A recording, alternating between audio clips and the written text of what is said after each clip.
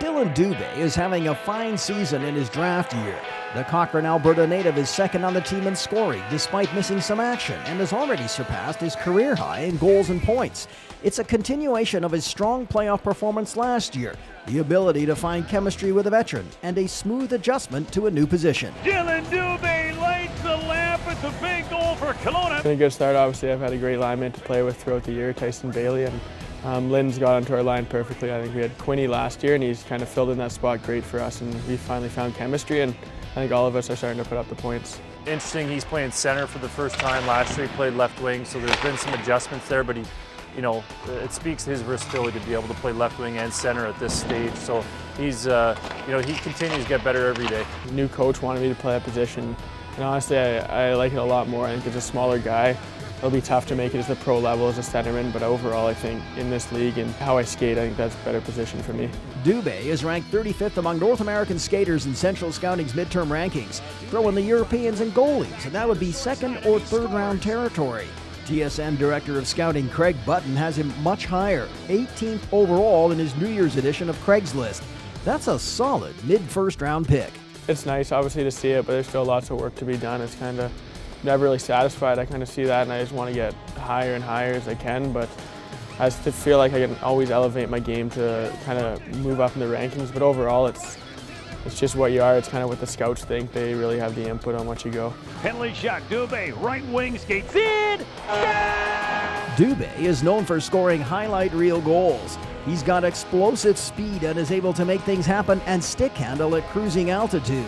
The 2013 first-round Bantam pick is an elusive player that is hard for defenders to pin down. He doesn't need a lot of time and space to make things happen and can really dish the puck. He's also got a hard shot, something he's really developed in his time in Kelowna. Dillon Dube, a quick shot. Beats an headliner, Coleman, Bullrath. When I first came here at 15, I couldn't even really take a one-timer, so I kind of been working on that every day after practice, and I feel like that's one of my key aspects now. You know, he's an elite player at this level. He has tremendous speed, tremendous puck protection, and his skill set is through the roof. I feel like off the rush, that's kind of when I'm most dangerous. Me and Bailey definitely trade off. I think most of our scoring chances are at full speed, and that's kind of how we generate. Dube is 5'10" and a half at 180 pounds, and that lack of hockey height may scare off some scouts. The good news is he has some size in his family, so may yet get to that ever so desirable 5'11". Yeah, my dad's 6'2", but my mom's only 5'4", so she's kind of I don't know if she's the downfall of my height right now, but my dad's still a pretty big guy. Hoping to round it up maybe another half, but yeah.